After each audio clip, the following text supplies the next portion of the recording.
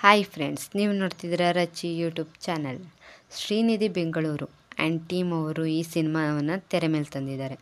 Dixit Shetty lead ಆಗಿ act ಮಾಡಿರೋ ಸಿನಿಮಾ ಬ್ಲಿಂಕ್.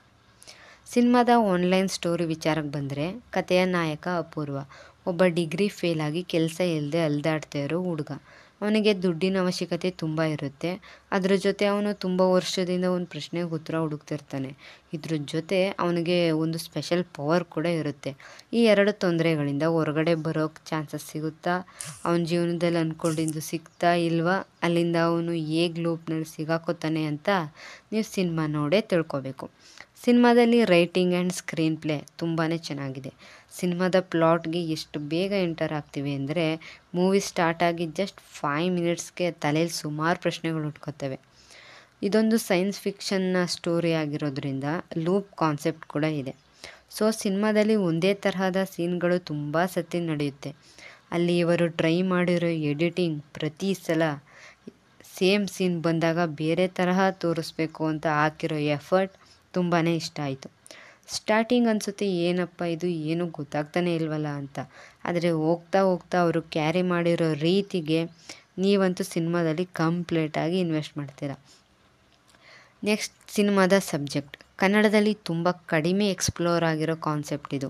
ಇದ್ರ ಬಗ್ಗೆ ಸಿನಿಮಾ ಮಾಡೋದು ಕಷ್ಟ ಅಂತೇನಲ್ಲ, ಆ ಥರ ಐಡಿಯಾನ ಹೆಂಗೆ ಬೇಕಂಗೆ ಸ್ಕ್ರೀನ್ ಮೇಲೆ ತರೋದಕ್ಕಾಗಲ್ಲ. ಸಿನಿಮಾ ಟೀಮ್ ಅವರು ತಮ್ಮ ಪ್ರಯತ್ನ ಮೀರಿ ರೈಟಿಂಗ್ ಜೊತೆ, ಒಳ್ಳೆ ಮೇಕಿಂಗ್ ಜೊತೆ ಆಡಿಯನ್ಸ್ಗೆ ಚೆನ್ನಾಗಿ ಸಿನಿಮಾ ತೋರಿಸ್ಬೇಕು ಅಂತ ಕಷ್ಟಪಟ್ಟಿದ್ದಾರೆ. Next, character. ಸಿನಿಮಾ ಪೂರ್ತಿ ಲಿಮಿಟೆಡ್ ಆ್ಯಕ್ಟರ್ಸ್. ಲಿಮಿಟೆಡ್ ಅನ್ನೋದಕ್ಕಿಂತ ಬರೀ ಕೆಲವೊಂದು ಆ್ಯಕ್ಟರ್ಸ್ ಸುತ್ತಲೇ ನಡೆಯುತ್ತಾ ಇರುತ್ತೆ ಕತೆ.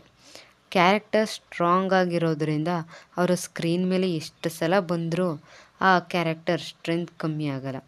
ಸಿನಿಮಾದಲ್ಲಿ ಹೋಗ್ತಾ ಹೋಗ್ತಾ ಒಂದೊಂದು ಕ್ಯಾರೆಕ್ಟರ್ ಆ್ಯಡ್ ಆಗ್ತಾ ಹೋಗ್ತವೆ. ನೆಕ್ಸ್ಟ್, ಈ ಸಿನಿಮಾದ ಕ್ಲೈಮ್ಯಾಕ್ಸ್. ಸಿನಿಮಾದ ಕ್ಲೈಮ್ಯಾಕ್ಸ್ ಅಂತೂ ನೀವು ಎಕ್ಸ್ಪೆಕ್ಟ್ ಕೂಡ ಮಾಡಿರಲ್ಲ, ಅಷ್ಟೊಂದು ಟ್ವಿಸ್ಟ್ಗಳನ್ನು ಇಟ್ಟಿದ್ದಾರೆ. ಒಂದಾದ್ಮೇಲೆ ಒಂದು ನಿಮ್ಮನ್ನು ಹಿಟ್ ಮಾಡ್ತಾನೆ ಇರ್ತವೆ. Next, music and BGM.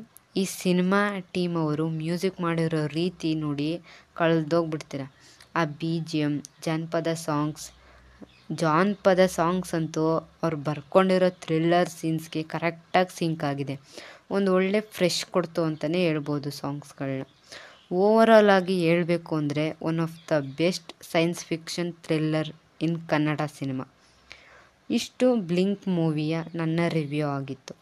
ಇನ್ನು ಯಾರು ನಮ್ಮ ಚಾನಲ್ಗೆ ಸಬ್ಸ್ಕ್ರೈಬ್ ಆಗಿಲ್ಲ, ಬೇಗನೆ ಬಂದು ಸಬ್ಸ್ಕ್ರೈಬ್ ಆಗಿ, ಪಕ್ಕದಲ್ಲೇ ಕಾಣೋ ಬೆಲ್ ಐಕಾನ್ನ ಕ್ಲಿಕ್ ಮಾಡಿ, ಲೈಕ್ ಮಾಡಿ, ಶೇರ್ ಮಾಡಿ, ಕಮೆಂಟ್ ಮಾಡಿ. ಈ ವಿಡಿಯೋ ನೋಡಿದ್ದಕ್ಕೆ ಧನ್ಯವಾದಗಳು.